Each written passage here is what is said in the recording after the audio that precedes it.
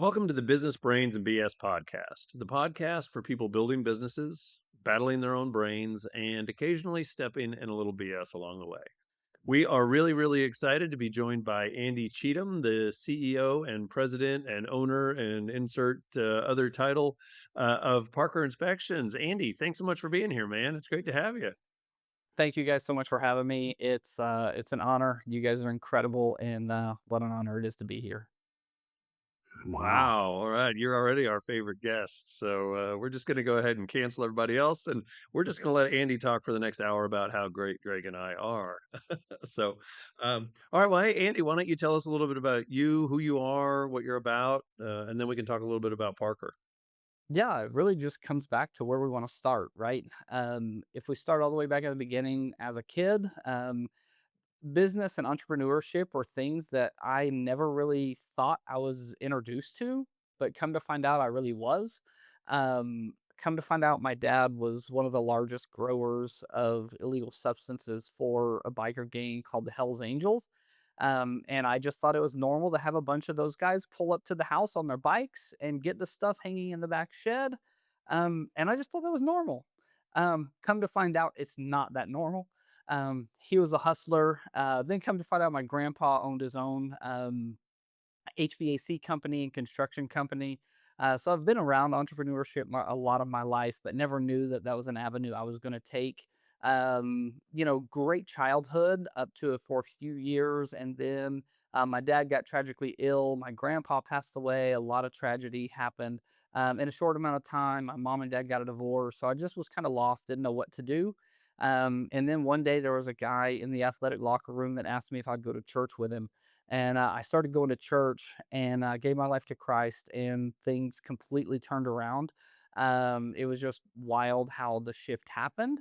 Then 3 months before I graduated high school, my mom left and moved back to our old small town. So I had to figure out how to make it.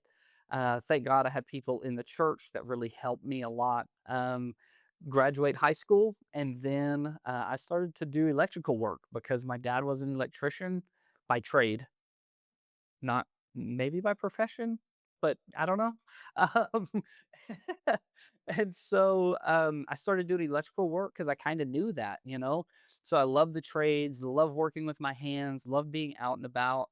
Um, and I met a guy that ended up being like my dad. There was a lot of crazy stuff that happened. He stepped in and really helped me a lot. He's really my mentor now. Is still, I mean, I talked to him this morning. He treats me like his own kid. He's like a dad to me. And I wouldn't be where I am, number one, without God, and number two, without him. His name's David. So, then moved to Tulsa 19 years ago. And I've been here ever since. I love it. Met my wife here. I've got my wife and two amazing young daughters. They love to play softball and volleyball. And I just love being that dad that can help them have things that I may not have had, but also teach them life lessons along the way. And it's not just about handing it to them. So that's a little bit about me, um, all kind of like really quick. How Okay. did you Very get nice. from like electrical work as just a kid right out of high school to owning a successful, home inspection company? So what happened is I was working with the electrical company there in Arkansas. Moved to Tulsa when I was 19, and really just started working at the church that I was going to at the time because I had skills and ability. And then I was like, you know what? I want to do this right. So I started my own construction company here in town. I never really wanted to do electrical work because I didn't want the rules, the regulations, and all the stuff that boxed me in. And now I'm in the middle of it. So doesn't really make sense of why I didn't do it before. But anyway, so I started doing it and I opened my own business just because I wanted to do it right. I wanted to file my taxes right. I wanted to invoice people right. I wanted to do the things the right way. So that construction company, I was doing at times between 1 million to 2 million a year in construction from residential and commercial. At one time, we were doing a lot of commercial work for like AMC, Cinemark, Darden restaurants. I had me and guys all over the country. And then my wife and my kids one day, they were like, "Babe, I want you to stay home. Like, we want to know you." money doesn't matter if we don't know who you are. And that was the hardest shift, because in December of 2023, I knew in myself and in my heart that I needed to lay that side of the business down so I didn't sacrifice my family. And so I did, man, cold turkey. I think it was December 17th. I called the guys, I mean, that were probably sending me about $1 million a year in business. And I'm like, look, I can't do it anymore. My family needs me, and I've got to stay home. So I take all of that and I put it on the shelf and bring all of my business back in town. So needless to say, that was 22. So 23, no, we're in 26. That was 23. I stopped. 24 was really hard financially because we just moved all of the business from being a lot out of town back to in town. So the girls are used to going to Disney. The girls are used to living a certain life, and they didn't get to live that life that year. They got to feel the pain and feel the struggle financially. And so then at the end of 20, sorry, my dates, the end of 23, my buddy calls, or my older brother calls me, and he's like, hey, can you please go to Arkansas and get your home inspection license? Because his son, my nephew, was going to go to the class, and he just wanted to make sure that he went to class. And I'm like, I guess I'll take a week to go to Arkansas and do this just to help my brother, you know? And my older brother's like, look, I'll pay for the class, just make sure he goes. So I go, I pay for the hotel and I pay for all of our food, and he paid for the class. I get done with the class, I go and I pass my home inspection license test. And I call a good friend of mine that owned a company here in town called Parker Inspections. And I was like, hey, man, I just want you to know I got my license. I've known you since you were probably 13, 14 years old. I got my home inspection license. I really don't like competing with friends, but it's kind of the nature of the beast. I know you guys had just moved to another town or another state, and so I got my license. We're gonna be competition a little bit. And he goes, "Man, you're amazing, like in what you do, and you're gonna crush it in the industry. So go for it." Well, about 2 months later, he calls me and he goes, "Andy, would you be willing to buy my business?" And I said, "Absolutely not." And now we're here because it all made sense. Yeah. So that's kind of the short story of how the trades led up to where I am today. And I just love helping people understand what they're buying. So something you touched on that I know resonates with me, and I think Eric as well, is something we've talked about on here before. You talked about that, you know, being in a position that a lot of people might envy, that people would see as like a successful spot, and then trading that in, taking a big pay cut so that you can spend more time with the family, so that you can do things differently. That's something I went through to start a business. I know Eric's talked about going through something similar. So I'd love to hear from you kind of your thought process through that experience and kind of how that was for you. Mm, it was difficult, to be honest. Knowing you're making the right decision, but having to live with the pain. I want to say the pain of that decision, right? Um, it was difficult because I grew up with very little. I mean, I didn't know any different than living paycheck to paycheck. I didn't know that people had more than $1,000 in the bank. I mean, there were things that I just didn't know. And as a husband and as a father, I feel the weight of being the provider for the family. And then whenever I stopped doing all of that work out of town, like almost the feeling of failure, almost the feeling of like I'm inadequate, I'm not enough, but I know what I'm doing is right. And so that was honestly probably pretty raw for me. And probably the hardest thing for me is because I didn't see, honestly, I think I would put my self worth at times in what was in the bank. So I would tie my self worth to how I was able to provide for my family. Our bills never went unpaid. My kids never missed a meal. They were never neglected. I was still providing, but there were certain levels of things that I wanted to provide for them that I wasn't able to, that in turn made me almost feel like a failure throughout that year. And I think, I mean, there's obviously so much more you can dive into, but Yeah.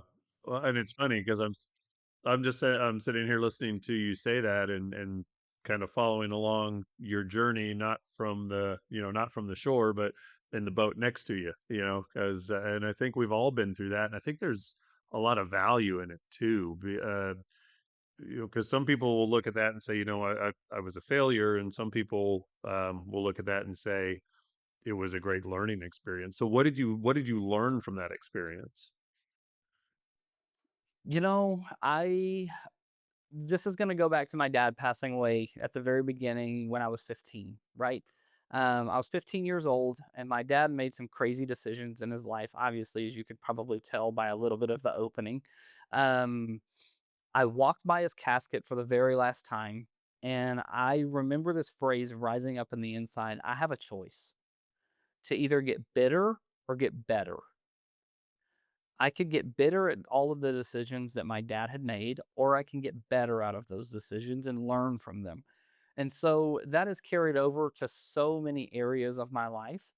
I knew what I was doing was right. I could have gotten bitter that we were on the verge of bankruptcy. I could have gotten bitter that the bills were piling up. Some of the bills that should have been paid may not have been getting paid, but all the electric and the water and all the necessities were. But I could have gotten bitter at that moment, or I could have learned and taken things from that. I could have made the decision 3 years prior to refinance the house the way that I knew I should have, to get to a much lower interest rate and pay off the $150,000 that we lost on a masonry project, but I just thought it was okay and I kept running.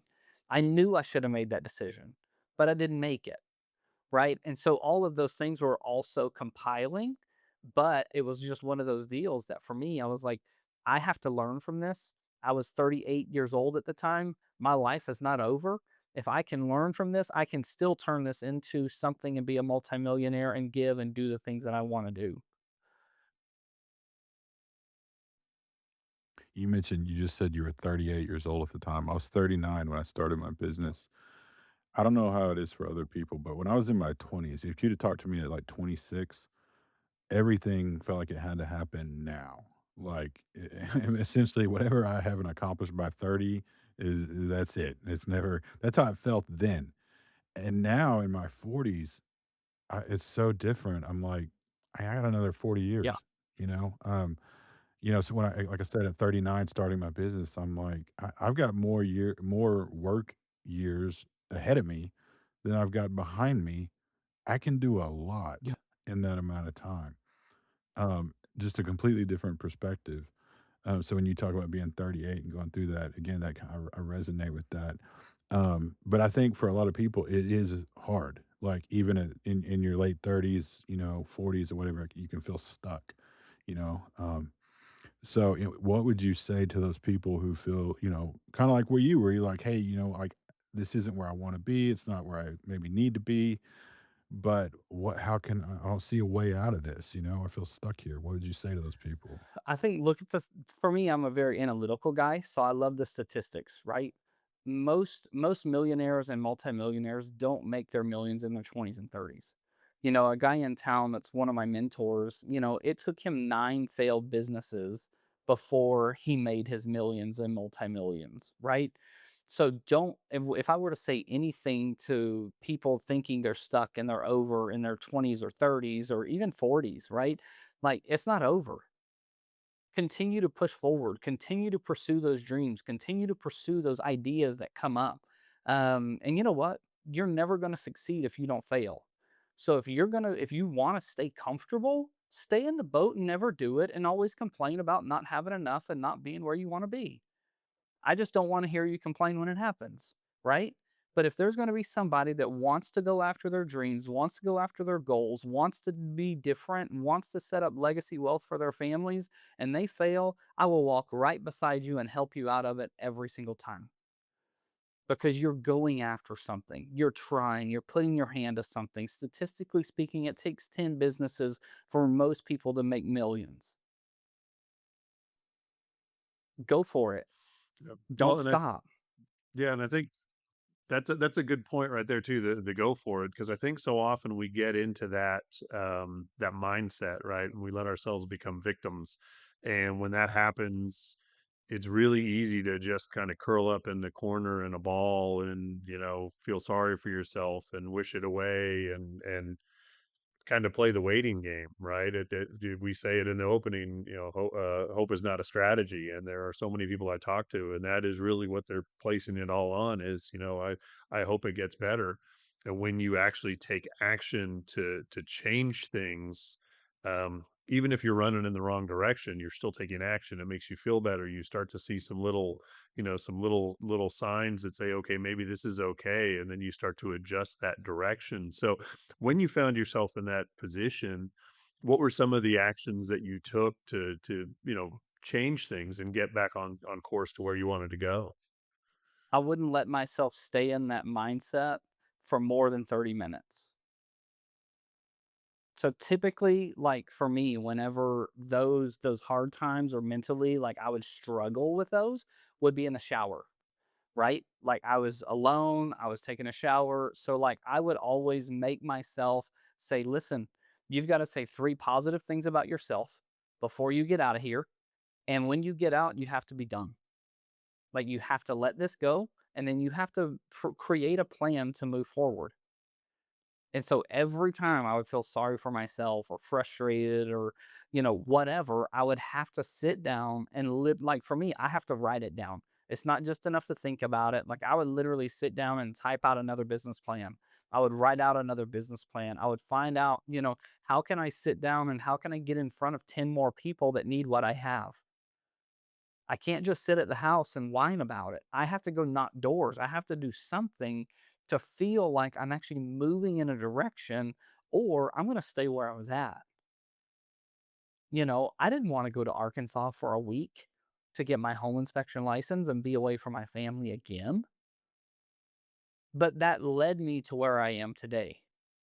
And I'm so grateful for it. But again, that's an action step because I felt, I didn't know what I was getting into when I went. Where did you learn that, or was it just intuitive that you said like you're in the shower, bummed out, and you tell yourself, "I got okay, I have to say three good things about myself before I get out of here, and move on with my day." Where did that type of practice come I from? think for me, a lot of it was sports and athletics, having good coaches in high school and being younger as a kid, going back to baseball, like it didn't matter if I missed a ball diving for it in the outfield and I was bummed that we lost the game. The coach would always come back and go, listen, you need to tell yourself the good things you did. Did you focus on the bunt that you had that got you to first that ended up, winning us the game 2 games ago? Did you focus on the amazing throw you made to home plate to get the guy out? So I think having amazing coaches throughout life really helped me in those moments that things were a little difficult, even in my adulthood. Yeah, and I love what you're saying there because you're talking about the impact that other people have on us, and I think a lot of times when we get stuck in that "oh woe is me" mode, we tend to self-isolate. We tend to kind of build walls around ourselves, and I don't know if it's, pride or pain or what it is, but you talked a lot about the mentors that you've had. So could you maybe talk a little bit about how you use those mentors to keep your saw sharp, to keep you moving forward? Do you have regularly scheduled meetings with them? Do you just call them out of the blue when you need to talk? I mean, what does the cadence look like with you and your mentors? I think a lot of it comes back to iron sharpens iron, right? We go back to the word, and as we are around others that are going in the same direction and sharpening ourselves, we're going to continue to do that. So, honestly, the ones that helped us the most in the purchase of the business and through that difficult time, it was weird. They sought me out. Like, they came to me and we started talking and having discussions, and then that grew into a friendship, that grew into a relationship, that grew into them pouring into me. It was something I really didn't even know that I needed at the time, but I know now, like, we don't talk all the time, but also, I can call them whenever, I text them, tell them I'm super grateful for them. One thing that I live by is a motto of an attitude of generosity and thankfulness. Anybody that has ever been a positive influence in my life, I'll randomly, if I think about them, I'll send them a text and just tell them thank you. There's a lady, I was 5 years old and I wanted to go to church. She would drive 8 miles when I lived out in the country. She would drive 8 miles from her house in town to mine to pick me up and bring me to church, you know? And it's just because I had a desire to go. And so I'll send her a message and just tell her thank you. And I tell her, I'm like, thank you for pouring into me. Because of the seed that you planted in me and picking me up, I've been to 16 different nations, on almost 20 different trips, preaching the gospel to people. Now I have a business, but all of this comes back to me being 5 years old because you took time and you saw something in me. And I just want to say thank you for that. So, and then a bunch of my other friends, they're pretty successful business owners. So we sit down before I sold my motorcycle, we'd go riding our motorcycles once a week and go eat donuts and just talk business, and how we can help each other and how for his company, how they can structure things to make it more efficient. Because I love efficiency. If you've got 4 employees looking for the same thing, you're wasting money. Like, put the tags on the racks You're where all speaking my your love inventory language. goes. Yeah, I'm like, "Bro, how do you not know how much inventory you have?" But it happens, you know? "Ah, we'll just figure it out," you know? No, you Oh, won't figure it out. So I think with a lot of yeah, my you'll figure it mentors and out when those it's a people. problem. Yes. It's just, if I feel like I need them, I can always call them, to kinda make a short answer long. Or All right, well, let's talk a little bit about Parker. So, yeah, there are, well, let's be honest, there are a lot of home inspection companies. It also, you can't swing a dead cat without hitting a home inspector, it seems. So, yep. what is it that makes Parker different than everybody else? I think one of the things that sets us apart is our communication and our experience. Um, we care, I mean, we've got agents that'll call us and they're like, Marcy talked to me, which is my communications manager. She talked to me for 20 minutes to make sure that I got everything that I needed. And so having people in the office that care and our inspectors that care about our clients and making sure that they're knowing what they're walking into, to me is one of those things that will set us apart. I mean, even like last week, I mean, I made an agent so mad that she left an inspection, but I'm going to take up for my client. I mean, if you have a water leak and there's potential mold, I'm going to fight for my client for them to know exactly what they're going to potentially be buying. Her client, the seller, is in MD Anderson because they're sick. Could it maybe be the mold they're living in? I don't know. And so for us, we'll go to bat for our clients. I mean, even if I make people mad, I'm like, I'm sorry. But also, our home inspections are thorough, you know. And then one way that people always remember us is we always deliver a pie with every inspection. So every client gets a free apple pie at the end of the inspection. So people a lot of times remember the gift that we give them in the pie far greater than they ever remember the home inspection. No, I think that's awesome, and I think that's just that opportunity to go just a little bit further, because so many businesses out there don't. They may value the customer, but they don't show the customer that they value them, right? I think it's 68% of people move on to another business because of perceived indifference. So any little thing that you can do, like what you're talking about, to stand out, to make an impact, people remember that, like you said, and I imagine it's probably led to a number of repeat customers and probably a number of referrals as well. Or would I be wrong in guessing that? No, you're not. It's a lot.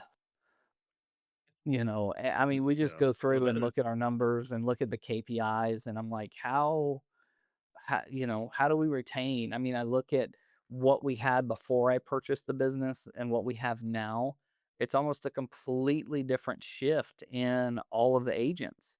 Like, we have very few agents that were retained um, which is fine, but we're doing about 60%, 70% more inspections. So it's working.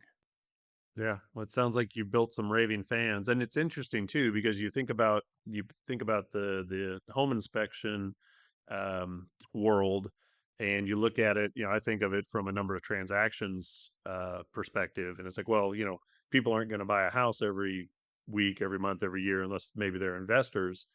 But you have those agents who are constantly selling, and to have a bunch of them say, and I imagine they probably have to give 2 or 3 recommendations, but for them to be fans of yours, that I mean, that goes a long, long way. So, can you maybe talk a little bit more about what you've done to cultivate those relationships with, your referral partners, specifically kind of in the agent world?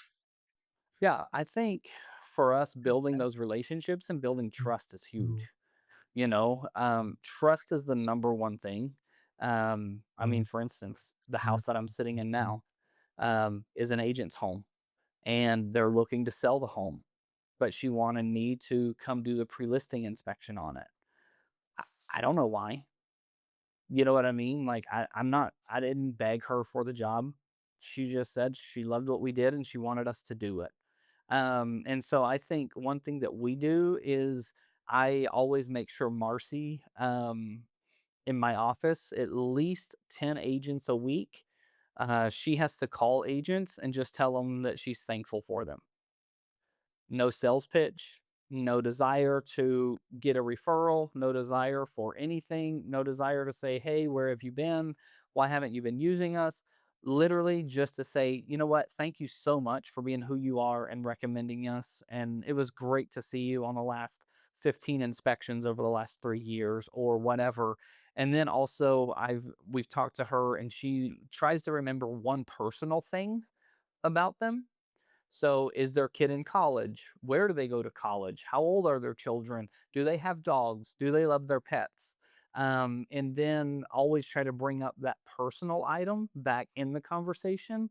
And I try to do the same, if we know that personalized thing about them without it being weird, like, but bringing it back so that it makes sure that they can see that we do care about them as well. I think that's a few things that set us apart and make it different. Yeah, that's awesome. I think it was Zig Ziglar who said, "People don't care how much you know until they know how much you care." I have a kind of a marketing type question. It's obvious from what you said that you really try to, nurture those relationships with the agents that have used you. And that's always part of the battle in any business is, how much energy and resources you put into your existing, funnels, your referral sources versus how much energy and time and money and everything you put into trying to chase down new ones. Um, and my, esteemed, business coach, likes to point out that, the best customer is the one you've already got. Um, so yeah, I'm curious how you balance that, as you continue to kind of want to grow and everything. How do you balance the pouring in time and energy and resources into the existing ones versus going after new agents that haven't Yeah, I used you think a lot of before? what we do is social media. I don't even want to call it social media anymore. Call it interest media, because what's going to come across people's feeds is what they're interested in. So, when I produce the content and the marketing that I do, which is a lot of social media and then email marketing, right? So I email our 8,000 past clients and agents once a month. I don't want to overwhelm them, and I don't send them an email to say, "Hey, book with me." I send them an email to say, "Hey, here's a quick tip about your house. Here's a fun fact about an inspection. Here's something that you may be interested in, and here's how we can help solve a problem." Right? Because I want to help them become engaged, not just someone that just looks and listens and goes, there's another one of Parker's emails. I want them to engage with the content. And so when it comes to our social media or interest media side of things, I do a lot of research. Like I watch a lot of viral home inspectors. I look at what they listen, what they talk about, how they communicate, what is their opening hook, why do they do that? How many likes did they get on that post? Because replication matters, and so if it's working for them, it's going to work for the people that I'm trying to attract. And so, if you notice, some of you guys may notice um, a lot of our marketing is a lot of new construction homes. It's intentional because I want people that are buying new construction to hire us to do their inspection because I get two inspections out of it. I get a pre-purchase inspection and I get a 10-month warranty inspection. So because the media and what I'm producing and the content I'm producing, people that are building homes are consuming that content online. And so if they're consuming that content, that's the content in Tulsa that I want to be producing. And so I begin to, a lot of my posts are new construction because that's the market that I want. I would much rather go to a 4,000 square foot new construction house than a 1960 house on a crawl space that I've got to crawl underneath. And so that warm market in social media is there as well. And it's just, I think, being very intentional in what content you put out because that's the client you're going to get back if you're resonating with anyone at all, you know. Oh, I was just gonna say you mentioned in your emails that you shared like some fun facts. So what are some recommendations that you have for people if they're buying a house? Um, just first off, hire an inspector. Well, I think first, hire a good agent, right? So if you're buying a house, you're typically going to start with an agent. So if you're gonna buy a house, start with a good agent. Good agents typically have good referrals and people that they recommend. And so in doing that, then get your home inspected, please. There's a lot of people that waive their inspections, and I feel bad for them. We as home inspectors may not be able to tell you how to fix everything that we see, but we can definitely get you pointed in the right direction and point out potential problems before you purchase the home. I mean, we can save. I mean, I've seen things where we've saved people 20, 30, $40,000 and never got a Google review. But I'm good with that because I know I helped them. Would I prefer a Google review? Absolutely.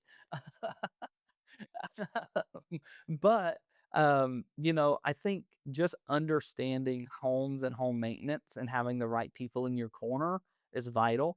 Um, Having the wrong agent and the wrong home inspector can cost you thousands. Um, we had a guy that left us a 5-star review, probably 6 months, or a 1-star review about 6 months ago. And I have a habit of calling all of our 1-star reviews just because I want to know, as a business owner, if me or my employees didn't do something right, I want to know and I want to grow from it, right? So he left us a 1-star review about how horrible we were and how we didn't tell him the ACs were bad and on and on. So I look back through all of our records and I look and see, and I'm like, I call Marcy. I'm like, Marcy, when was our closing date? And she told me the closing date. It's like, that is so weird. Because what happened is they didn't end up opening the inspection report until 3 days after they closed on the house. Yes. Nor them nor their agent opened the report. And then they call me and leave me a bad review that their AC's broke. We called like 5 or 6 items out on their AC that needed to be fixed. So because their agent didn't do their job and they didn't pay attention to the home inspection, they had to pay like $12,000 for a new HVAC system. Yeah. So needless to say, he removed his negative review, and because I showed him like all the documentation of where no, like I can see when every time everyone opens a report, the timestamp and date, the IP address, I can see all of that on the back end in our system. And I'm like, bro, you didn't even open this report till after you closed. Well, that's a great lesson too, what you just said. You can see when they open it. I mean, that's become a really important Yeah. thing to me. Track everything, you know? Even if it was a legit one-star review, the fact that you tracked it it's so much easier for you to fix the problem. Yeah, just having those little things that I would assume maybe that's another way that kinda sets you apart from some other home inspectors, just being on top of that. We're like, "Okay, this was the closing date. This is when you opened the report. I know when all that was. It's Yeah. easily accessible to me." Those are little Well, and tips I that think another go a thing long too is ways. we own our mistakes. I mean, I tell people we're human.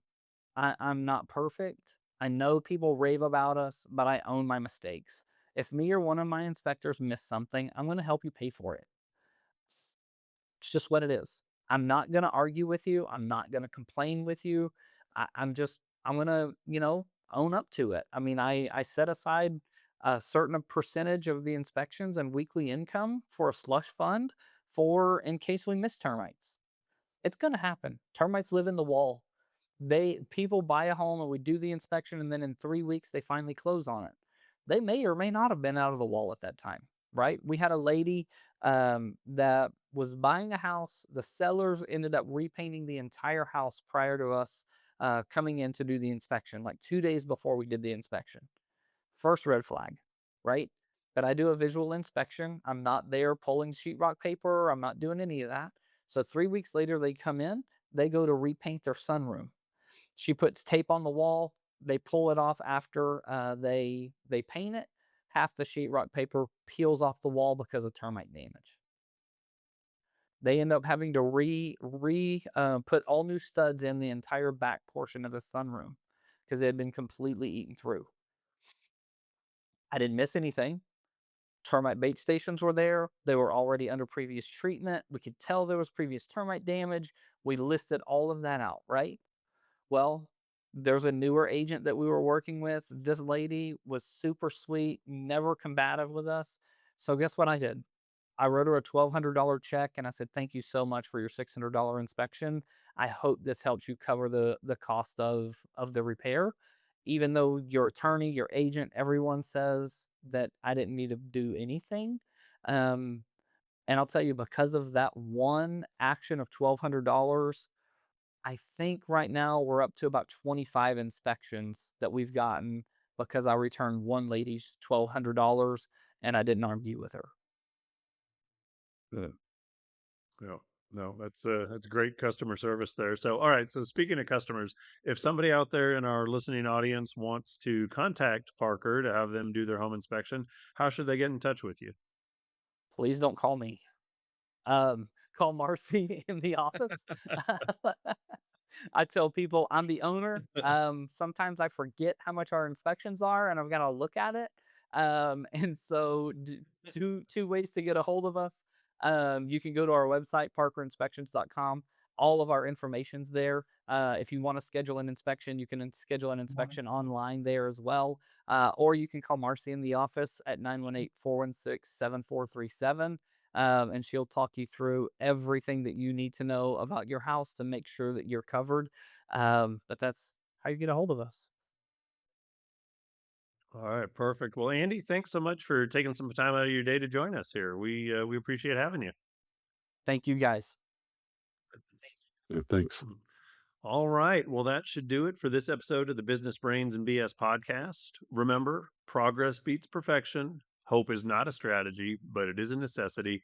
And the BS that tends to hold us back, well, that usually starts in our own heads. So if you enjoyed the episode, make sure that you follow us on YouTube, Spotify, or Apple Podcasts.